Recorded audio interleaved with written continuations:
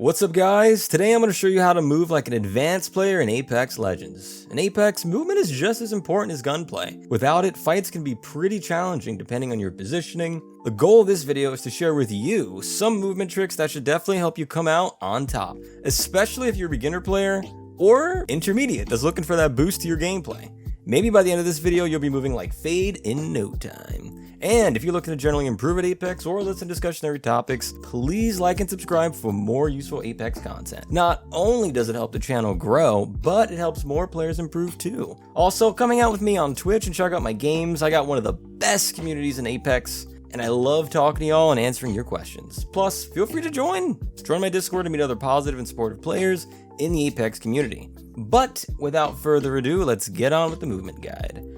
We're going to be going over a couple things today. That's going to be basic movement, bunny hops, short hops, wall jumps, wall slides, advanced climbing, and legend specific tricks. But first, I'm going to keep it real with you, boss. Before we even get started showing you anything, the guide begins in your settings. If you don't know what FOV is or field of view, I'm about to change your entire Apex experience. Head over to the video tab in your Apex settings, and if your FOV is around 90, move that up to a minimum of 102. I play at 106, but I recommend you to use 102 if you haven't used FOV before. What this does is essentially open up more of your screen so that you can see more of your surroundings and are a little bit more aware of what's going on. But it'll also help a ton with your movement potential.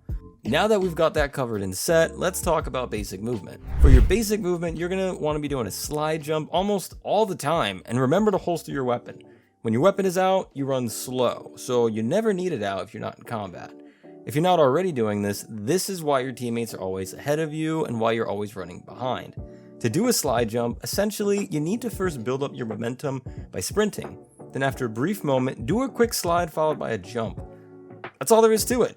But remember, if you want to slide jump all the time back to back, you always need to build back up your momentum by running. If you don't have enough momentum and you try to do a slide jump, it won't work. I know a lot of you already know this, but that one's mainly for beginner players. This next movement trick is more at the intermediate level, and it's called bunny hopping. Bunny hopping is used to make yourself a harder target to hit when you're exposed and out in the open. It should be used while you're moving to another position and you're under fire. It can also be used to heal while on the move, which can be useful in niche situations. With a controller, unless you have built enough speed, you're only going to be able to pull off 2 B-hops before your movement is reduced while you're healing. But don't worry, your B-hop speed only gets reduced if you're healing. You can still B-hop and reload, or just B-hop in general without getting slowed. Bunny hopping can be challenging to do if you've never done it before, so you may want to rewatch this part a couple times if this is new to you. I suggest changing the keybind for your crouch to one of your left or right triggers and setting your crouch to hold in your settings. To bunny hop, you're going to want to run, do a slide jump, except when you jump, you want to hold down your crouch button the entire time as you repeatedly press the jump button in a rhythm. You also want to move your left analog stick left and right between each bunny hop to keep your momentum going. Again, I don't expect you to get this on your first try, but once you've practiced this enough, you'll be able to throw in other actions like using an ability, reloading your weapon, popping a shield cell, and it really helps when you know you're about to take fire and need to move. There's also a lot more to bunny hopping than you think. Let me show you what I mean. Some legends like Octane or Bloodhound can actually travel much faster than other legends in a bunny hop, allowing you to do B-hop healing, enabling you to travel larger distances in bunny hop and healing up, which other legends can't do. Think of how powerful speeding away while taking a shield battery is, and that most other legends can't do it. Next up, let's talk about short hops. Short hops is a good introduction to wall jumping, so if you can do this, then wall jumping should be easier to do. First of all, short hopping is a very specific movement tech used to traverse over short walls quickly by skipping the climbing animation. Most of the walls you can short hop over on World's Edge, but every map has walls like this. It's just up to you to figure out which walls you can do this to.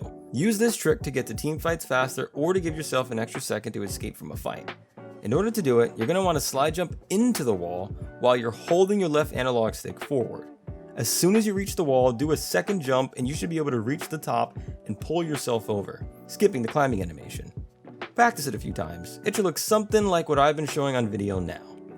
Once you've learned that movement trick, this next trick is pretty cool and may help you in a variety of ways depending on your creativity. Wall jumping. If you've practiced enough short hops, this should be a little bit easier for you. Now, I'm going to say this slowly because I know some of you are going to mess this up and replay this part. So, In order to wall jump, you're going to want to run toward a wall at an angle, then slide jump into it. But once you jump, let go of your analog stick completely. Then when you reach the wall, jump and it should work. So again, slide jump into the wall, but let go of your analog stick after the jump while you're in midair. Then jump again when you reach the wall. You should be bouncing off of it, and once you get it for the first time, keep practicing it in the firing range until you've got it down. The only legend you can't really wall bounce with is Revenant, though he's an interesting case because he can climb really high. You can do a lot of finesse with wall jumps because you can surprise enemies from above, dodge incoming fire, or evade certain obstacles. It's all up to your level of creativity. The next thing I want to talk about is wall sliding.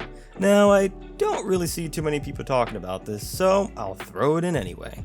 Whenever you climb up an obstacle, after the climbing animation ends and your legend is on top of the obstacle, hold your analog stick forward and you can slide immediately right away. It's much faster and safer than climbing something and running across while being vulnerable. This takes a little bit of timing, but that's essentially how it's done. I use this trick a lot when climbing next to an enemy that's holding the high ground to surprise them and take them out. Though you could also use this trick to evade enemies or surprise them. Now, I want to talk about advanced climbing. On top of all the movement tech skills I've shown you, the next thing I want to talk about is what you can accomplish with your climbing skills. Most players don't know this, but you can actually climb up a lot of buildings in specific areas. While you're climbing, you can rotate around objects similar to pillars with ease, allowing you to climb to places you haven't before. Use this method to find your own ways up certain buildings. There are paths all around you're likely not using. And remember, at the top of your climb, you do a little hop that may help you reach a certain obstacle or position. One thing I learned about doing parkour in this game is that you need to look at the environment as a playground, or similar to how you look at the world in Mirror's Edge. Think of how you can use the movement skills I've shown you to traverse the environment in ways you haven't before. Knowing the movement tech is one thing, but applying it and acting on it is another. So use your creativity to think about how you could apply them for your games. Finally, I have like 2 legend-specific movement tricks that should help you out for a bit. Firstly, for Pathfinder, if you jump as soon as your grapple hook hits its target, you will get an extra vertical lift that should give you a boost of momentum that'll allow you to travel farther each time. You can do this at higher points or even flat ground. Another tip is for Octane.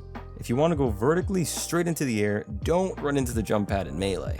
You want to melee into the jump pad. So stand about an inch away from it, then melee, and you'll go straight into the sky. You can do some niche things with this strat, so hopefully it helps. Finally, Octane and Valkyrie can both escape stuns with ease. Say you're stunned from an Arc Star, Caustic Gas, Bangle, or Gibby ult. You can use Octane's Stim to cancel out the effect or Valkyrie's jetpacks to cancel it out and get away quickly. All in all, I hope this video helped you out and gave you a better understanding of what movement in Apex Legends looks like. Take it easy, and peace out.